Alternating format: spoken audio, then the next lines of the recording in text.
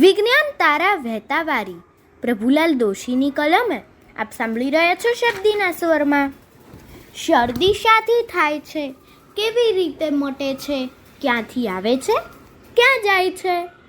આપણા ગળા તથા નાકની ઉપર જીવાણુઓ એટલે કે માઇક્રોબ્સનું આક્રમણ થવાથી આપણે શરદીનો ભોગ બનીએ છીએ.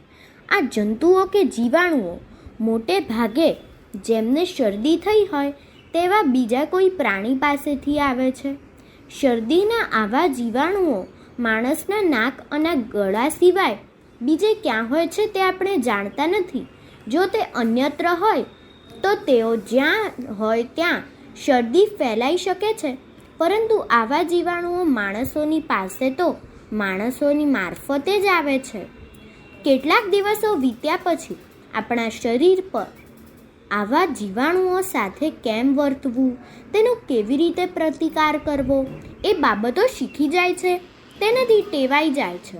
એટલે આવા જીવાણુઓ કાં તો મરી જાય છે અથવા આપણને વધારે નુકસાન કરી શકે તેવી સ્થિતિમાં રહેતા નથી અને આપણે શરદીથી મુક્ત બનીએ છીએ. પરંતુ જેવી રીતે આપણને બીજા માણસો મારફત શરદી લાગી જાય છે, તેવી જ રીતે બીજા માણસોને પણ આપણા મારફતે શરદી લાગુ થઈ જાય છે અને તેનો ફેલાવો થાય છે. અસ્તુ.